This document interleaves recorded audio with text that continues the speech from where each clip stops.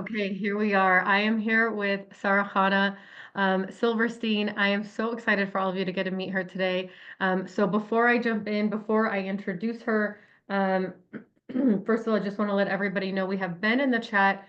Thank you, Ben, again for showing up today and helping us.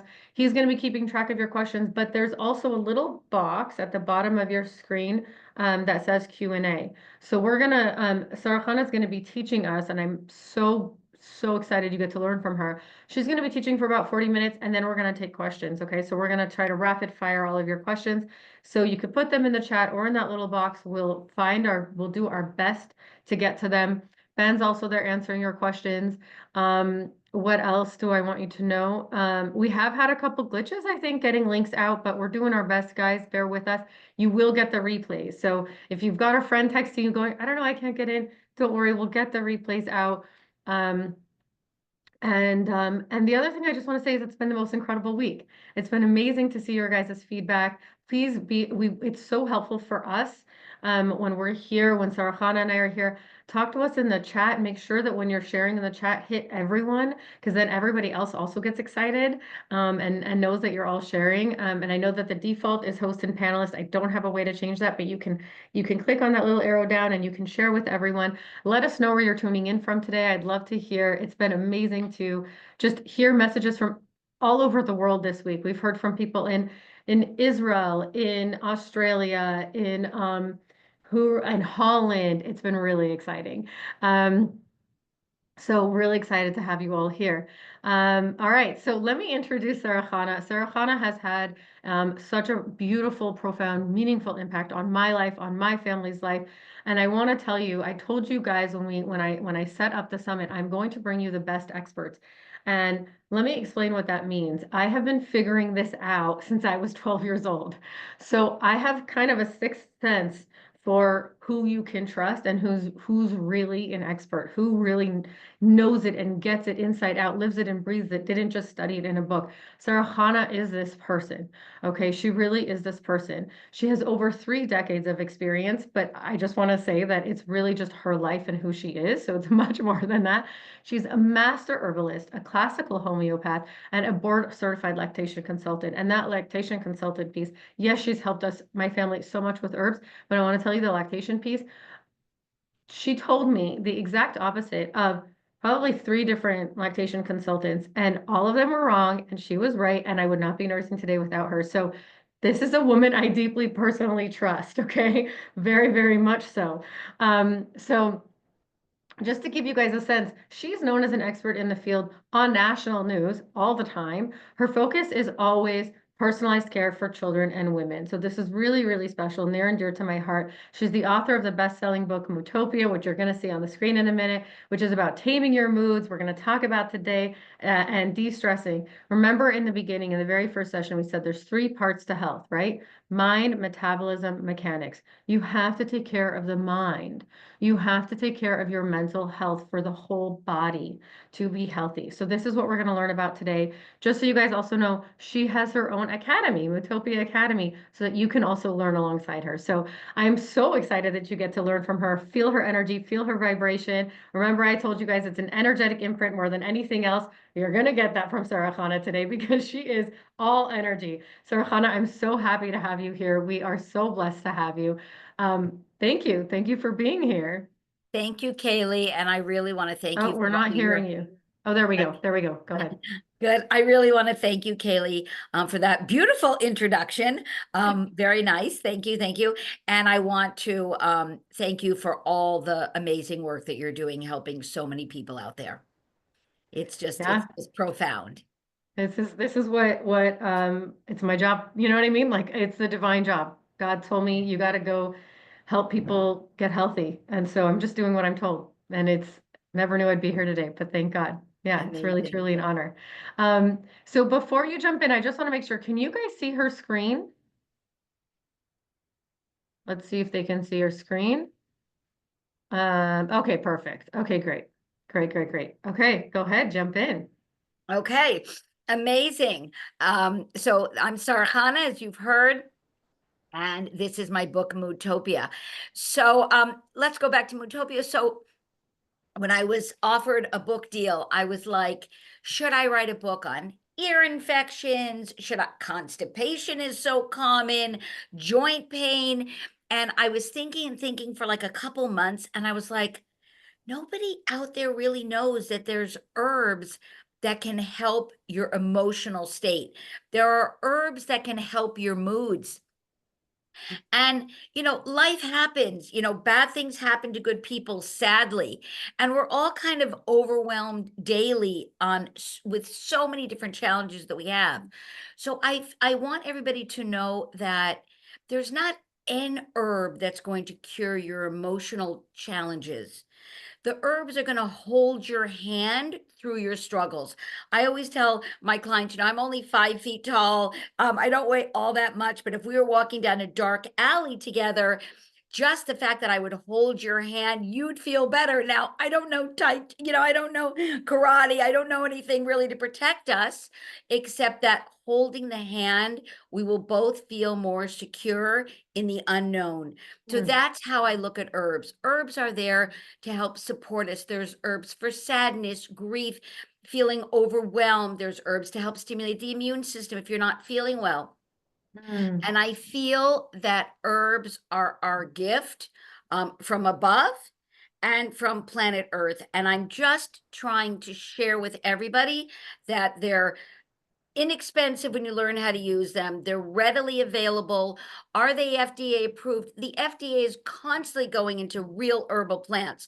Most herbalists that I work with check for pesticides, any type of contaminants, any kind of lead. So when you use herbs with the right companies, you can feel assured and safe that they are what they claim to be. Okay, that So last piece I would have not known. I'm really glad you just said that. yeah, really important. And I want to say that one of the most important things is that the companies I work with have a master herbalist like me identifying the herb. So, Mm. when we're getting herbs from around the world, well, we like to get as many herbs as we can in the United States, to be honest. But there are certain herbs that grow better in the Himalayas. There are certain plants that grow better in different ecosystems, in different jungles. And we don't necessarily have that here. So we do want to bring in some herbs from around the world. But you need to identify that herb. The person that's mailing it to you can call it anything they want. So when you're working with the right companies, besides the fact each single one is checked for any contaminants, they're also checking to make sure that the herb that's on the label is the herb that indeed we're tincturing or making into medicine. And I want to give an example. There's an herb called kava, which is a root grown best in the Philippines.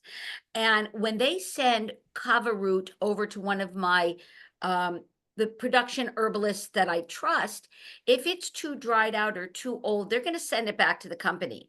But that company is Mm. not going to lose money. They're going to send it somewhere else.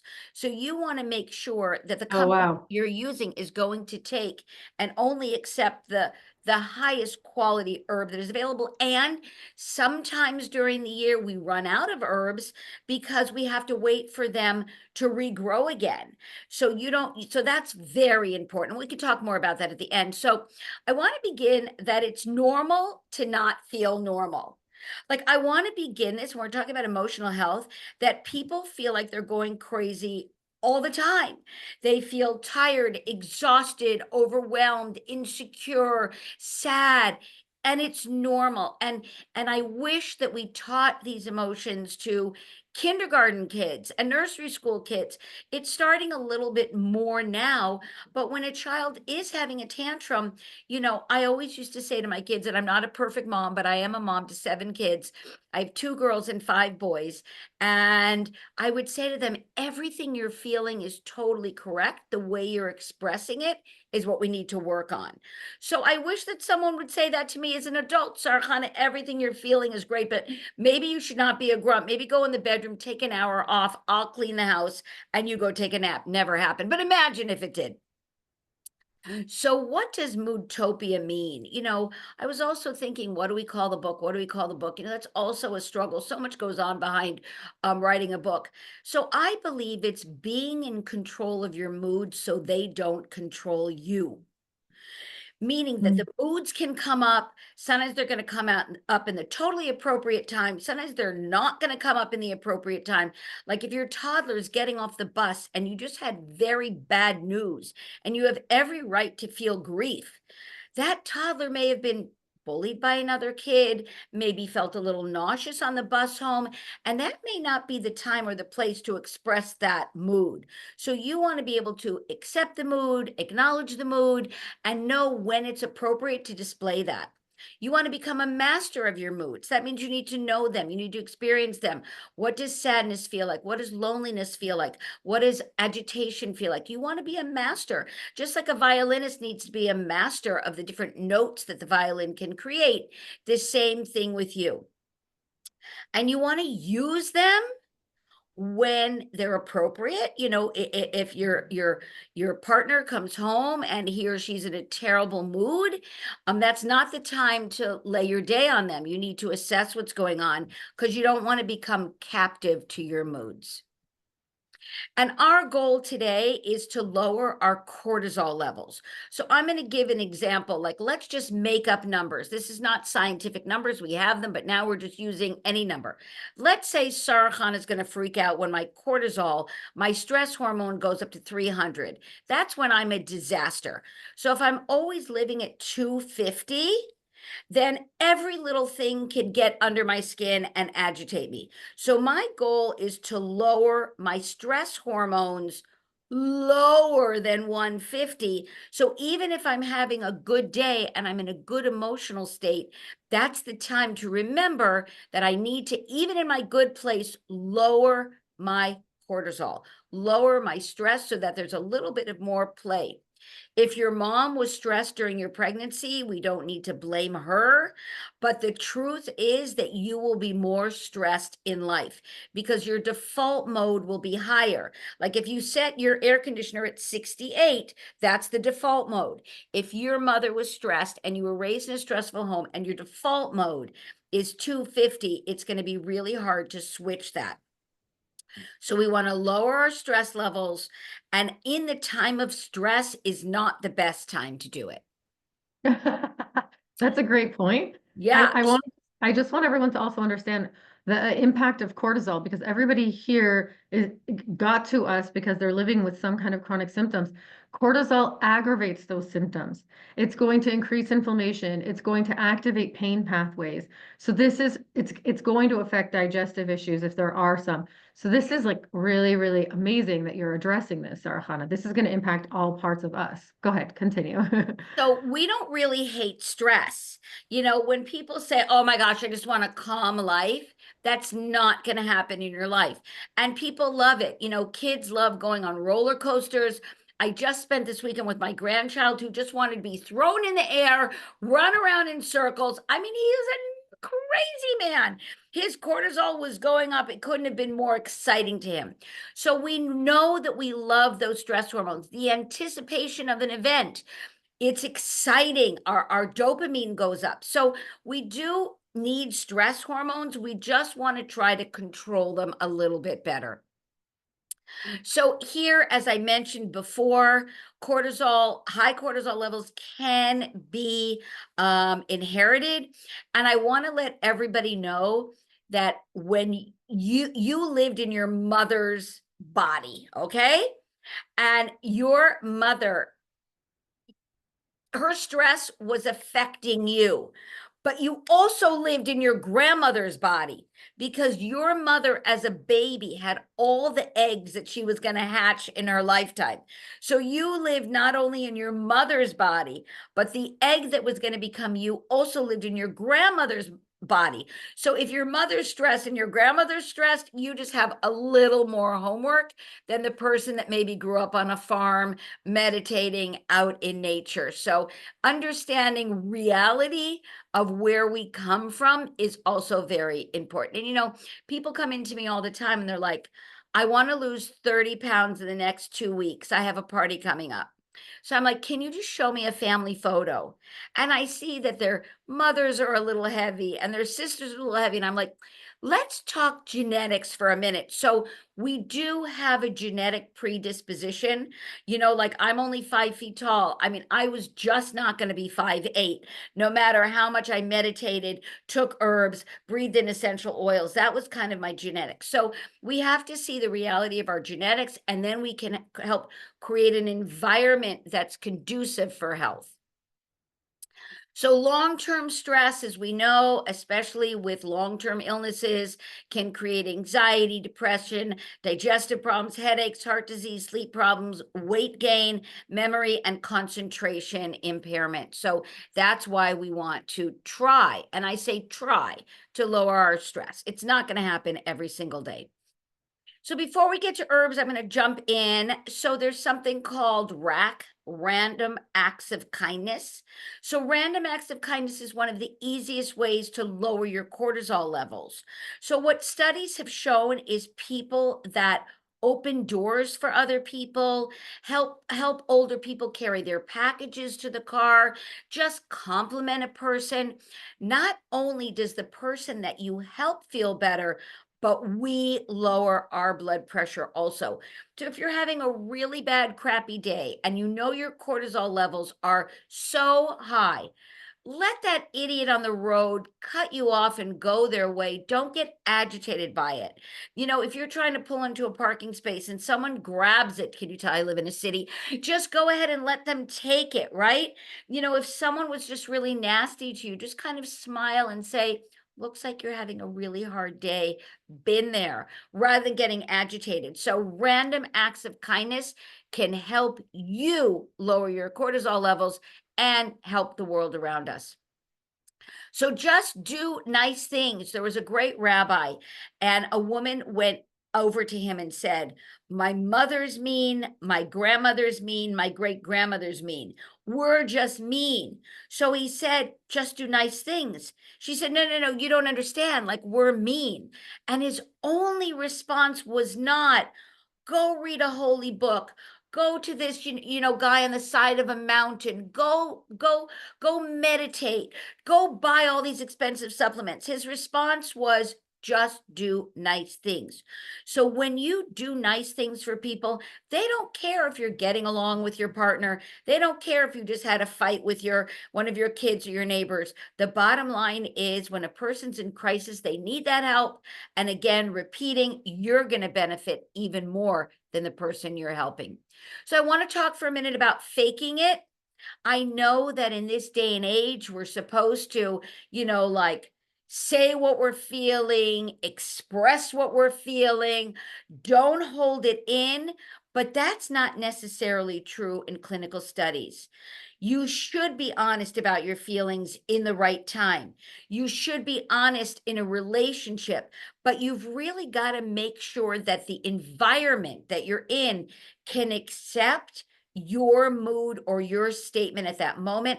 And sometimes you're just gonna have to fake it to keep your cortisol levels lower. And you're gonna say, well, I'm exploding inside, I'm exploding. And I'm gonna show you this interesting study. So there was a study done with university students, and their job, they got paid to rate comics. So the first time they came in, they had to hold a pencil in their mouth, like this woman, and they had to rate the comics. The next day, they went back and they had to put the pen in their mouth like this, which made more of a frown. And what did they find? They found across the board, and this study has been repeated many, many times, that when people fake a smile, I'm talking faking a smile, what happens is their cortisol levels lower and their brain feels better. When you make a sad face, right? your cortisol levels go up and you feel worse. So sometimes, even if you're not in a good mood, it's good to fake a smile. So if I'm in LA, because I live in New York and part-time in LA, when I'm in LA and I fake a smile, everyone's like, oh, Sarah Chana got plastic surgery just like me. And when I'm in New York and I fake a smile, they go, watch out for her, she's going to steal my handbag. No, I'm kidding. But I want to say that your child did something wrong and you want to yell at them. Sometimes take a deep breath, smile, and say, we're going to get back to this and talk about it later. So it was interesting because the research was like, what in the world does this fake smile do? And they found just by lifting up your lips, opening your mouth a bit, change the chemistry in your brain. Like wild. So let's review. We're going to try to do random acts of kindness even if we're not in the mood, and we're going to smile if we're not in the mood. So you got to practice it. Sometimes you look in the mirror, and I'm not even talking positive affirmations. I'm talking like, okay, let's see. Okay, I did brush my teeth. Okay, there's no lipstick on my teeth, right? Just practice it in the mirror sometimes. Colors can really help. This is a whole nother discussion. We could spend hours on this, but like if you're having a hard day, put a yellow scarf in the cold weather. You know, you can buy a pillowcase of any color you want, even if it doesn't match your room. If you're stuck at work in a little cubicle and you hate your workmate to the right and the workmate to the left is impossible, you could literally just get an orange square of colored paper and put it up. So I think it's really important to find the colors that make you feel good. You could paint one fingernail a color you like. There's so many ways we can do it now. You can get a ring with a stone in it with the color that you like. So try hard to remember the impact of color, because color has vibrational energy. Vibrational energy affects our vision and it affects the way we respond to the world around us. So herbs are becoming all the rage. It's got a written history of over 5,000 years old, and 75% of the world population relies on herbs, and we're not talking in America. But it's a really powerful tool that the world has known for a very long time. Who says that the global market is roughly around 83 billion a year and herbs are on the rise? Now, you can buy a bag of organically grown herbs for a very small amount of money. So this is just global. Here, I'm going to take out some herbs. These are just global prices to show you that we're a little bit here, especially in America. And I know we have around the world listeners and guests. And I'm so glad that all of you that are joining today live, and a special hi to those of you that are going to be watching the replay. Okay, so you can take herbs in many different forms. So tea drinking is universal. In England, we have tea time. Don't forget to lift your little pinky when you drink it in England. And in Japan, they have the tea ceremony that women can take up to 2 years to learn. The tea temperature has to be the exact right temperature. So that's very important. I want to show you what I have here. This is very inexpensive. You can buy it on any website that you like. This is like, I buy these for like $15. Let's see if I can open it. I've got mine right here also, right Yeah, here. I there brought you mine out go. just special for our session. So sometimes this gets stuck, but you see there's a little filter here. You just open this up, you put your tea leaves or your flowers in here, you pour boiling water over it. You can add honey, you can add maple syrup, whatever you want, and you can leave this on your desk and you can travel with this. So tea drinking is great. If you're not a tea drinker, don't worry. But if you're going to put tea bags in, it's 4 to 5 tea bags for a medicinal dosage. If you put in 1 tea bag, it's considered flavoring the water. But if you want a medicinal cup of tea, it's at least 4 tea bags. You pour the hot water, even if you have just a teacup like this, you're going to pour the hot water. At the end, when it cools down, take out cooler. You can drink it hot if you want. At the end, even take the tea bags and squeeze them so you get the medicine out of the plant. So this is called an infusion, and many people will make their tea for the entire week. They get this big ball jar. They put their tea in there. Please put a knife in there because these ball jars can crack. And when you put a stainless steel knife in there, it dissipates the heat in a different way. And you can store this in the fridge for a full week if that's something you'd like to do. I, Sara, prefer herbs in tincture form. Because I work in New York and LA, everyone I work with is type A personality. They are overworking. They are not sleeping enough. They're neurotic. They're crazy. They're overwhelmed. So with a tincture, which we're going to talk about, this is my little 1 ounce tincture. I literally could put it in my bra, carry it around with me. No one would know that it's there. And this way, I don't even have to get hot water. I don't even have to get the leaves or the flowers. You can take this tincture and just drop a couple drops under your tongue. So because I like to travel and go, and because I do a lot of pediatrics, it's definitely hard to get kids to drink tea. But again, if you're a tea drinker, you will love these herbs in tea form. So how do you make a tincture? You take a glass jar like this. Hold on, I have it here besides in the picture. You put in your herb, whether it's going to be a flower petal or whether it's going to be a root or whatever part of the plant you want to use. You pour over grain alcohol, let it sit for 6 to 8 weeks, depending on the plant. You strain it, and then you will have what is called a tincture or a liquid. So the grain alcohol, the vinegar, or the glycerite will extract the medicinal properties out of the plant, and then they have a 10-year shelf life. So we can go on and on and on about why pharmaceutical companies are not doing the research on herbs.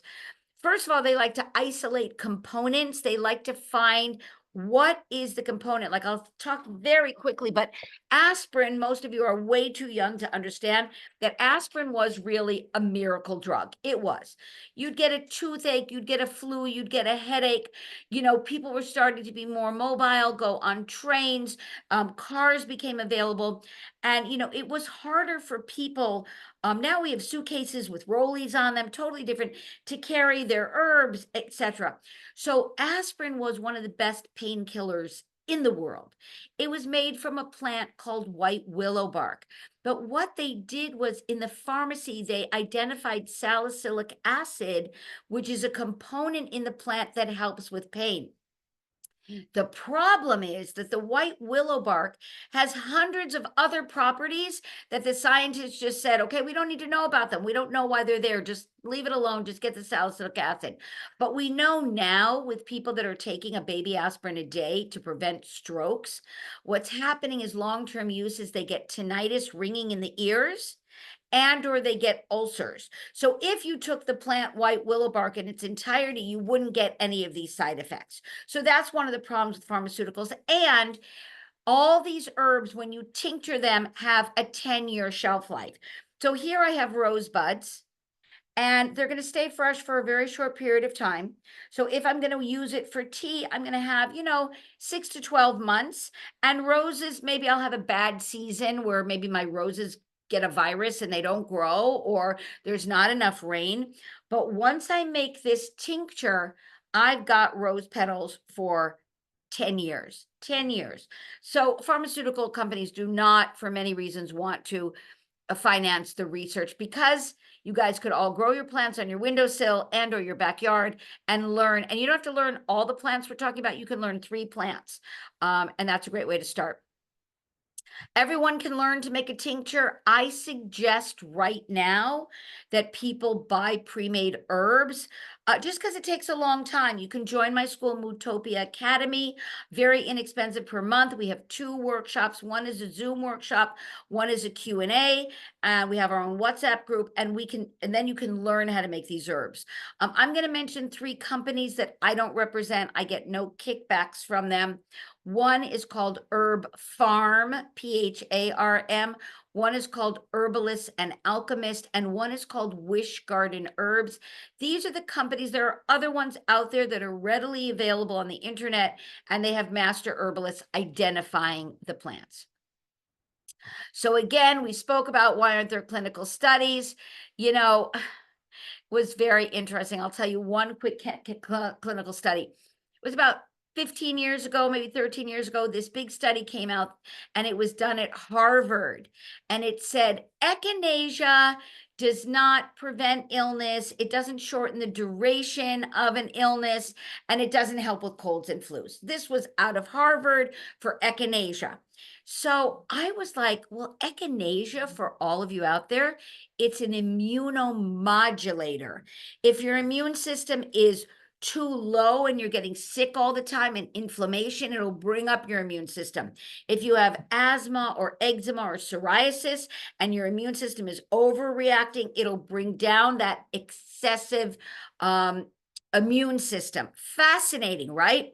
So I decided to look at this study. I was like, oh my gosh, let me see what's going on. So it turns out that a pharmaceutical company hired Harvard. So it wasn't Harvard, but they used their researchers. Number 2 is they gave it in capsule form, and echinacea happens to be a plant that works best in tincture form. The next thing they did was they didn't regulate the dose according to the size or gender of the person. And they told the person at the start of a cold, they could take, what was at the time, Sudafed or Actifed, all these medications on the market. So basically, it was a bogus study. So you have to be very careful with the studies that we do indeed see on the internet. So let's jump into the herbs that I love and feel passionate about. My favorite herb probably on the planet is an herb called motherwort. Motherwort is when you feel gloomy. You're okay, everything's fine in your life, and you see this dark cloud descending, and you're like, no, herb, don't, mood, don't come to me. I don't want to be dark and gloomy. Motherwort helps stabilize your emotions. After giving birth, right before your cycle, if you've been through menopause, if you're a male or a woman, this is not a hormonal herb, but it helps regulate the hormones so they don't go out of control. A fantastic herb. You can give it to kids that are 8 and 9 years old that are just starting to get their hormones in their body. Skullcap, my also favorite herb. So I'm going to say all these are my favorite herbs. I have issues, but skullcap is for agitation, anxiety. It's in the mint family. When you have butterflies in your stomach, you're scared, you're agitated, you're overwhelmed, you can give it to children their first day of school. If you're going out on a date, if you are starting a new job, skullcap will help ginormously. Can you mix motherwort and skullcap together? Sure. You can feel hormonally gloomy and agitated. So I don't know if you can see this, but these are herbs that I make for people, and I will put in anywhere from 3 to 5 herbs because people are complicated, by the way, in case you didn't notice.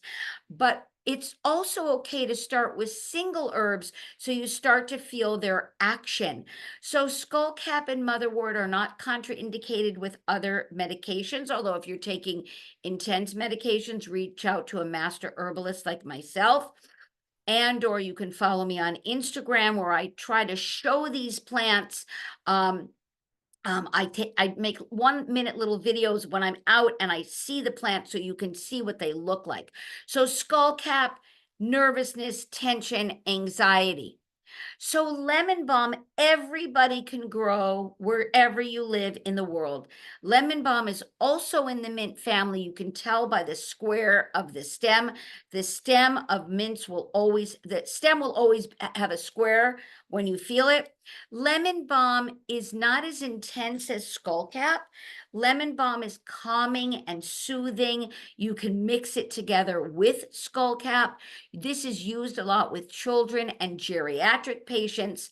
What I love about lemon balm is it's also antiviral. So if you feel a cold or flu coming on, you can mix lemon balm with echinacea. You could take lemon balm by itself. You can grow this on your windowsill, the porch of your house. You really can't kill this plant. This is a plant people love to drink in tea form because it's got a lovely taste. Skullcap is like, taste-wise, motherwort a little bitter, but again, gloominess is bitter. You can make this into ice pops for kids, add a little maple syrup, sweeten it up a little bit, and if your child gets a fever, lemon balm helps with fevers. So lemon balm is calming and soothing, and a lot of people take this herb before they go to sleep. Hops is another herb that's really calming and soothing. It's used to make beer. You can take hops before you go to sleep. They used to make hops pillows where they actually took the hops and they would put it in a pillow, and they felt that if you slept on a hops pillow, just the energy of the plant would help you sleep deeper. Can you mix lemon balm with hops? Yes. Can you mix lemon balm with hops and skullcap? Sure. And can you throw in motherwort? Sure. There's your combination. Late in the day, you have trouble falling asleep. If you have trouble falling asleep, you can't take the herb. You know, it's like 10 to 2. You need to be asleep by 12 and you need to be up at 6:30. Herbs don't work that quickly. Herbs get in the system within 20 minutes of ingestion. But if you have trouble sleeping, you need to take, I suggest you take the herbs after dinner and then an hour before you want to go to sleep, and then right before you go to sleep also. Takes a little bit to get in that system. So linden is one of the most gorgeous trees. Oh my gosh. And linden flowers is the best perfume on the planet. Just standing under a linden tree when it's in bloom, I mean, it's unbelievable. What I like about linden is it helps with digestion, and in very fancy restaurants in France, after they give you these thick creams and sauces, they will give you some linden tea because it helps with stomach pain. It also helps with heart palpitations, nervousness. It can help lower blood pressure if you're that borderline. And it's so calming and soothing. Can you do linden with lemon balm? Sure. Can you do linden with skullcap? Sure. These are all plants that are fantastic. And linden, anybody that says that they get heart palpitations when they get nervous or they feel in their heart, linden's going to be an herb of choice. Valerian, the most commonly used herb on the planet. If any of you have grandmothers, it's hard to find a grandmother that doesn't know about valerian, especially if you're from Russia. Valerian works specifically well with blood type O. The other blood types can benefit from it, but it's specifically fantastic for blood type O. People use it a lot in sleep aids. You can mix it with hops and lemon balm. But a lot of people take valerian throughout the day for anxiety, and it does not make them sleepy. This is what the pill Valium is made from. And if you take valerian, you can get similar feelings to a Valium without those side effects, and it is not addictive like Valium can be. Fresh milky oats, beautiful. You can either do the dried oats or fresh milky oats. This is for people that are burnt out. All the herbs that I've spoken about up until now, you will feel in your system within 20 minutes. Fresh milky oats, you have to take over a long period of time. It gets in the body slowly but surely. It helps when you feel like you're burning the candle at both ends. You can add oats to any mix. You can take skullcap and motherwort because you feel gloomy and you feel agitated and you just burnt out. It's been like a year, or it's been like 3 years, or if it's been like 10 years, this is the plant that can help calm the central nervous system. Passion flower is another herb that's very famous to help you sleep. You can mix it with hops and lemon balm. And I want to let everybody know that this is a lot of information. And whenever I teach, people are like, slow down, Sarah Connor, slow down. And I'm trying to speed up so we get to Q&A. And what happens is that there's just so much information. So on my website, which Kaylee's going to tell you also at sarahconnor.com, I do have in the top right-hand corner, it'll say herbs for stress. Now, I do a lot of different podcasts and shows, so don't worry about what show it says on the top. You're going to see herbs for stress, and you can download the handout. You can put it on your refrigerator. You can put it on your desktop. You could print it and just carry it in your purse and read it when you're at doctor's appointments just to review. So one of the things I like about passion flower is when your brain is cycling. I know no one listening can relate, but I myself will get into bed and I'm thinking about the 100 million quadrillion things. And I'm like, Sarhana, try to just get 8 hours sleep. Okay, maybe 6 hours sleep. Stop thinking. So passion flower can help that cycling. It's safe while pregnant. You can give it to kids. It's a very gentle herb that really is powerful. Rhodiola is the second most popular herb used next to valerian, used a lot again in Russia. There were a lot of clinical studies going on in Russia over the last 20 years. Rhodiola is given to athletes. It stimulates you. It's not a cup of coffee, but it's a stimulating herb.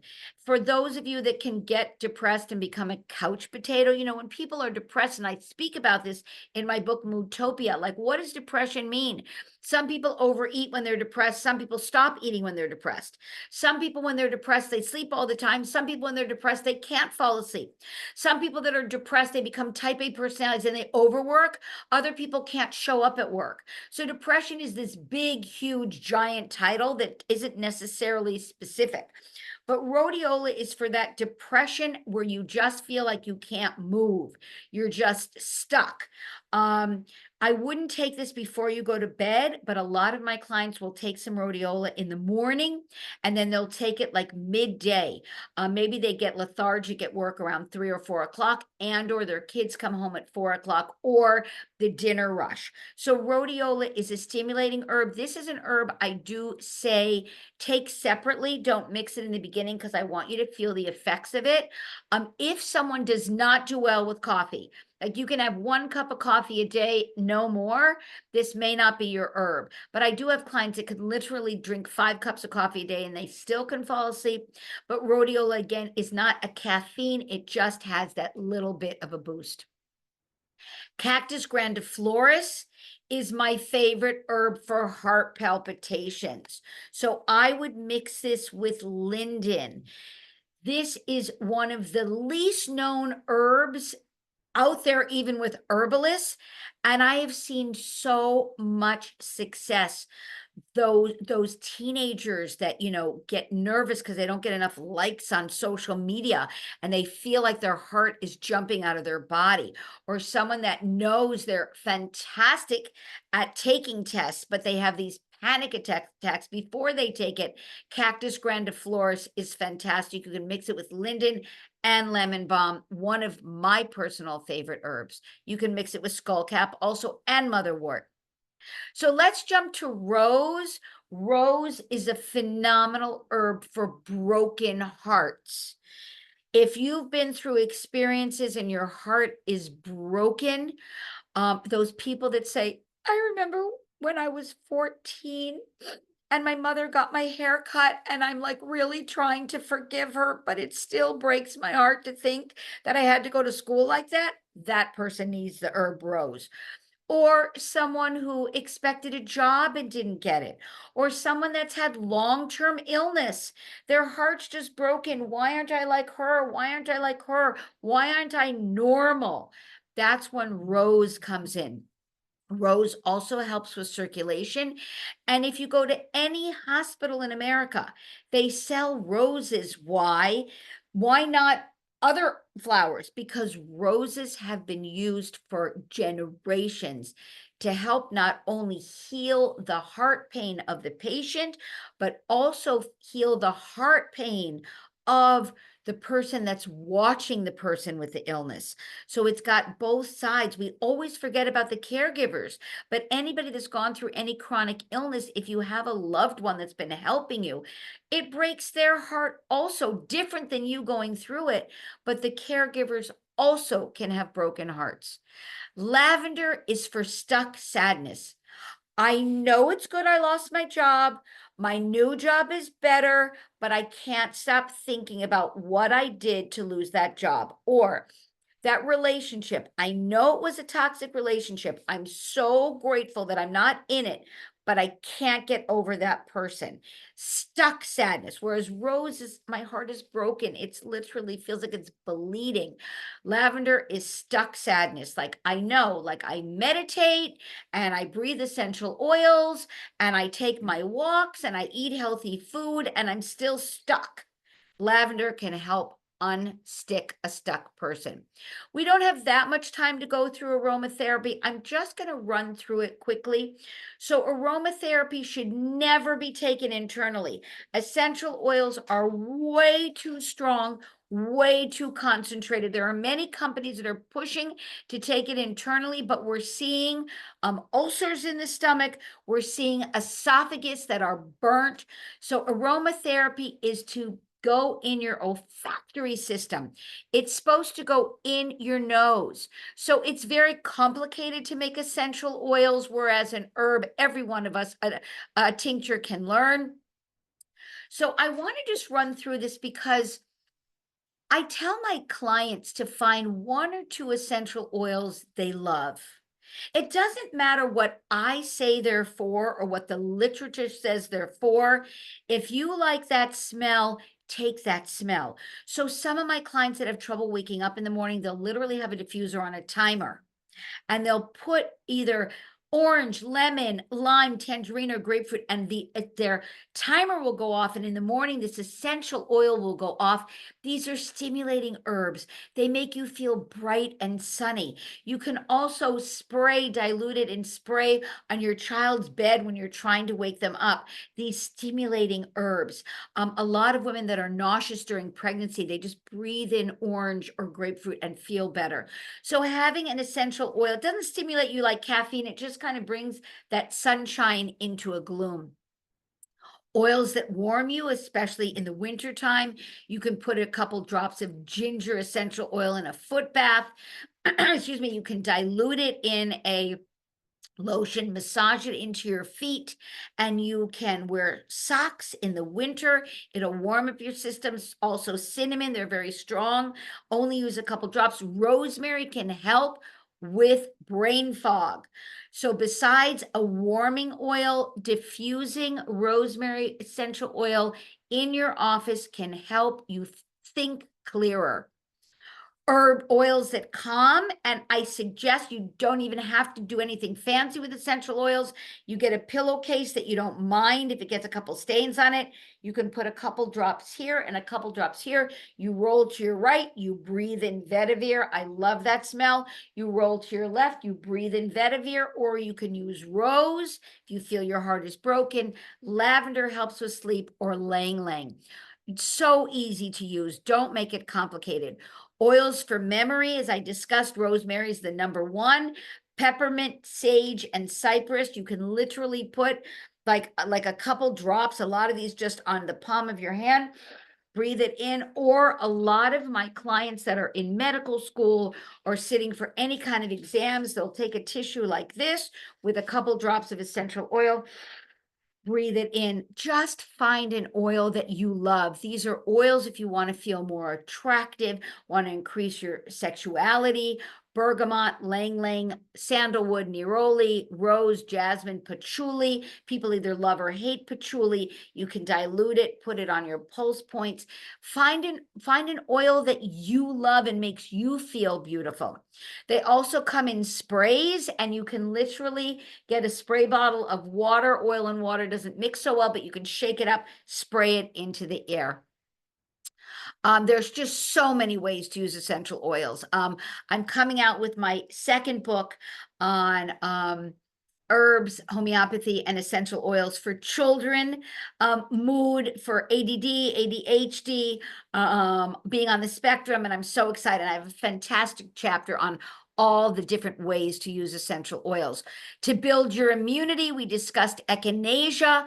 Herbs are phenomenal. I especially love the medicinal mushrooms like cordyceps and reishi mushrooms, and you can take those on a daily basis. Love herbs to build your immunity. So summation, lowering your cortisol levels are our goal. Is it hard to do? Sure. Anything you want to be successful at is hard to do. And on your list should be lowering your cortisol levels. Don't forget to do random acts of kindness. So easy, doesn't cost you a penny. Do nice things, learn to fake it. Not all the time. You want your therapist, you want your best friend, you want your partner so you can just tell them everything, but not always is it the right time to say it. You want to learn to smile and laugh. You want to add colors to your life. Adding herbs are fantastic, and it's important to smell nice things. Fall in love with herbs, and they will love you back. Here is the way to contact me, which I'm sure Kaylee's going to post. Instagram, if you want to follow me, I do daily herbs. Also, my school, Mutopia Academy, as this is launching right now with Kaylee, it's only $19 a month. I think it's worth every penny. You can email me, you can text me, and you can go to my website, sarachana.com. And Kaylee, thank you for putting together this fantastic workshop. Let's see if we can get to some questions. And I really, really want to thank you for having me part of this. Oh my gosh, Sarah, you guys, was that not amazing? I mean, this was incredible. It's so informative. And I, there's so many things that stood out to me, but what I want everyone to remember is one of the things that you pointed out is before aspirin, people were walking around carrying their herbs. So now we feel like, oh, it's so new and it's so different and it's like, no, this is how it always was. We just forgot along the way 'cause it seems so much easier to just pop that pill, but this is where they all came from, and then you get them without the side effects. So it's pretty amazing to have that reminder that this is what everyone used to do anyways. This is what our grandparents were doing. So thank you for bringing that back into our sphere now. And I think especially for the parents, this is so nice to be able to take care of our children this way. And to know that there are other ways to support ourselves when we're facing symptoms. Of course, there are tough days. As you said, life is hard. None of us are totally calm all the time. So we do have tons of questions. I have a couple already. First of all, let's say I love that you taught us how to make tinctures, but let's say I'm not about to do that. Can we No, order them from you? you can't order them from me because I always want to just be an educator. Hmm. But I mentioned the three companies which Okay, so I it's just from the trust. companies. Yeah, Okay, I don't, I make mixes. So Kaylee, if someone comes to me, I have all the herbs in my office and then I hmm. mix them a blend after I hear them talk for an hour and a half. So I do have that available. People are going to walk out of my office with an herbal blend, but if you want to start singly, you can go to those companies we discussed. Okay, amazing. And a lot of questions are on the resources. I just want you guys to know there is a handout. We'll get you that handout and it'll have all the resources here. Okay. So let me ask you, you also mentioned blood type about one of the herbs. Does that apply to all herbs? Do we need to be mindful of what is best for our blood type? So your next summit, we will do a talk about blood types because it's very complicated. In my school, Mutopia Academy, I have a whole workshop on it. So we don't have time here, but A's Okay. metabolize differently than B's, B's that different than Hmm. AB's different than O's. It's not part of American culture. It is part of Chinese, Korean, and Japanese culture. It's just the foundation. So that is a Okay. whole nother lecture. Okay. So I'm going to just lightning round these questions. Will honey affect limit the impact of the tea? Absolutely not. It's anti-inflammatory, it's antibacterial, and honey is a phenomenal gift for us. Okay, amazing. At a place like Whole Foods, they have these in pill form. Is that the same as tincture? So I don't love pill form. It's funny because I was just listening to a lecture on Lyme yesterday as I was taking my walk, and he found that he likes them in capsule form. but you're not because it's easier for people to take. You're not going to get enough of the nutrients, and you don't know how long that pill has been sitting in the warehouse before it even got to. Mm. And so it just dries out. It just dries out too much. I mean, it can be helpful in binds. Like if I was traveling and they didn't bring herbs with me, I would go into a Whole Foods and grab it. But that's not the best form of taking herbs. Okay, that's really helpful. Okay, what is the easiest way to start that is super accessible and for calming? And with that is chamomile a medicinal herb. Oh, I love it. Yes, chamomile is a medicinal herb. You know, there were so many herbs to talk about that I also wanted to expose everybody to herbs that they may not have heard before, like Yes. Cactus grandiflorus or rhodiola, because, but chamomile, oh my gosh, it's been used for generations. It's calming and soothing. It helps with digestion. It is in the ragweed family. So if you have very bad spring allergies, I don't know if that would be the best herb of choice. But you go get a facial with any Russian woman and everything's got chamomile in it because it's so soothing. So chamomile is like a great thumbs up herb. Okay, amazing. And what would you think is the easiest, quickest for calming? Depends on what are we calming? Are we calming anxiety? Are we calming a Mm. panic attack? Are we calming depression? It's so complicated. So in my book, Moodtopia, I do go herb Ah, by herb. So I guess for okay. calming, I would say the easiest place to start is skullcap. Okay. Pretty Okay. general, pretty easy. Yeah. Okay, great. Okay. This is a little more specific. Of the herbs you recommended for depression, are any of them natural MAOIs, in which case they need to be avoided if someone's on an antidepressant? So I I didn't mention the herb St. John's wort. St. John's wort is an herb that you should not take with Mm. antidepressant herbs, but you can take Cactus grandiflorus, you can take skullcap, you can take lemon balm, you can take passion flower, and you can take valerian. So most of the herbs I usually discuss in short talks like this are herbs that are not contraindicated with most medications. Amazing. Okay, so I think so many of us living with different symptoms and balancing so many medications, there's a lot of dependence, a lot of addiction. Does that happen with herbs where it's like, well, if I take this to start helping me sleep, I'm going to be dependent on it? Not that I care, but like I'm happy if I have to do that every day. But I know that question comes up a lot. Yeah, so that's a great question. So this is what I've seen after 32 years of doing this. The most important thing to know, hold on, someone's at the door. Oh my gosh, hold on, hold on, hold on. It's okay. Oh my How are gosh. you guys doing? How incredible is she, right? Amazing. Telling you, she's mind blowing. Okay, so And the most yeah. important thing to know is, hold on one second. Okay, good. We're good time-wise.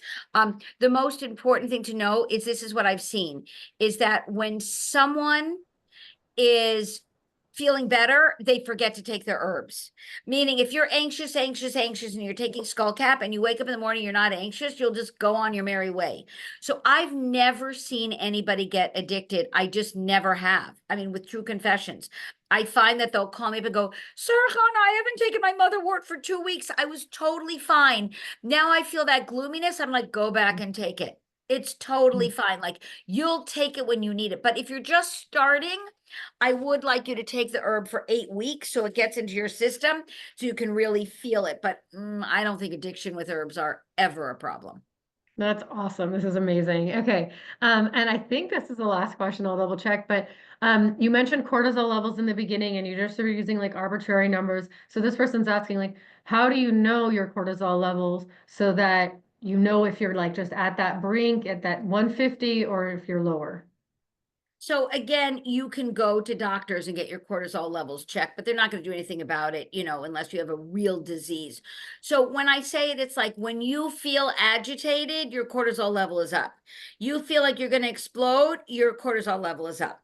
Meaning I'm just giving numbers because it's easier for people to visualize it, but it doesn't matter. Like I need to, Kaylee, if I know I'm going through a rough week, I really need to, the 2 days going into that week, really make sure that I take an extra walk, I was just visiting my grandkids in Maryland, and when the baby went to sleep, like there were 100 million things I needed to do, maybe 200 million things, and I just put on my boots and took a walk because I knew once I got back to New York, thank God I have so many clients and I have so many deadlines and so much to do. So, in one level, that walk was a ridiculous waste of time, and on the other level, as I was walking, I was like, "Ooh."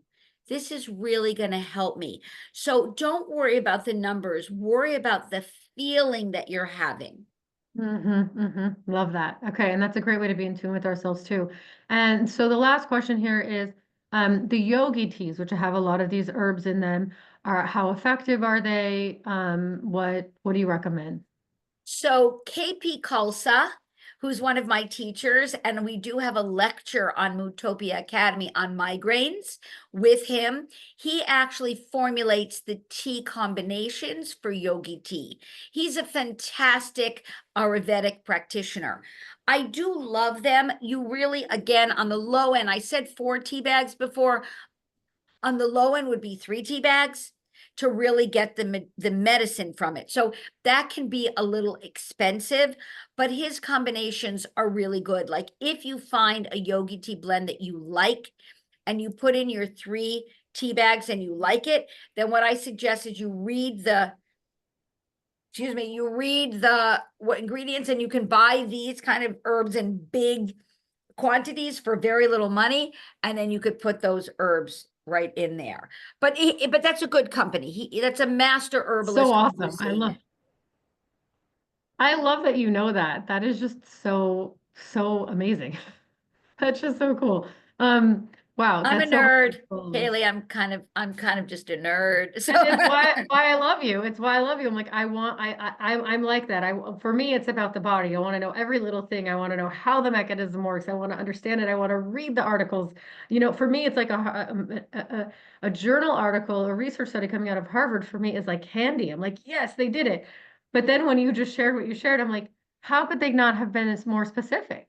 Like how, I'm like, it's Harvard, right? So I there's love a it. lot of good studies. There are a lot of good studies. I usually You go, want to that's see who's usually my source. financing them. That's the thing. Because look, any That's, study we do is $1 million. So who's willing to invest that money? That's one of the challenges that we have. But there are yeah, there are studies that are good. There are studies that are good. this is amazing. So helpful. One last question just came in. How do we know what's safe for pregnancy? Um, you can send Call me you. an Yeah. email. Don't call me. Text me or send me an email. Passion flower, skullcap, lemon balm, cactus grandiflorus, valerian. The only one I wouldn't take during pregnancy is motherwort. They say it can bring on contractions, although it's weird because we don't have a history of using motherwort to bring on labor. So I'm a little confused about that one. I don't necessarily. But there are a lot of herbs that you can take safely during pregnancy. Passion flower, especially. Passion flower Amazing. is a very famous herb during pregnancy. That's amazing. On that note, I also just want to share that it's me. So when I got pregnant, I did a ton of research and Sarah Khan was like, Kaylee, we have to meet. Kaylee, we have to meet. Kaylee, we have to meet when I first told her I was pregnant. And I was like, what do you mean? Like I knew you're a lactation consultant. And I was like, yeah, when the baby is here, we'll do that. She's like, no. We need to meet. And your guidance on herbs was so profound because basically it was so different than what mainstream research for anybody who's like a natural mama was saying. And everybody's saying raspberry, and you're like, no, that's not what you need. You need strawberry. And it's such a subtle difference, but it was, I mean, my birth team was like amazed by how smoothly that went for a first delivery. And they were just like, what did you do? And I was like, well, I didn't do the raspberry that you guys told me to do, but I did the strawberry that Sarah told me to do. So I cannot emphasize enough when you book a session with Sarah Khana, like if you guys thought this was a lot of information, it is drinking from a fire hose. Like it is so incredible. And then the ongoing support is also incredible. So this is someone you want in your corner for your family, for you at different stages of life. Um, and and really, I just also want to say this one last piece that like having grown up facing so many symptoms of chronic illness throughout my life, like I can't tell you how much I wish I had found Sarah Khana sooner. And that's whether you're dealing with a physical symptom or whether it's the emotions. And by the way, guys, she's super practical. There are times when she's just like, Kaylee, just go get the pill, deal with it. Like she just she knows when and how, and there's a wisdom there. So go Thank you. book with Sarah Khana. We're gonna get you guys the resources. We'll follow up with this. Cannot Mm, thank you enough. Thank you, Sarah Khana. We thank bless you you. with so much energy to keep up this amazing work and how you are blessing so many others. Thank Thank you. you so much, Kaylee. I really appreciate it. This is an amazing summit, and thank you for inviting me. And I hope all of you enjoy the handout.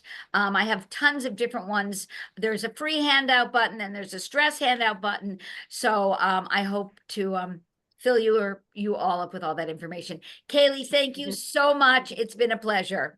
Amazing. Take care. Be Bye, well. everyone. Bye-bye. See you guys at Bye. 1 p.m., 1 hour. We'll see you very soon. Bye, everyone.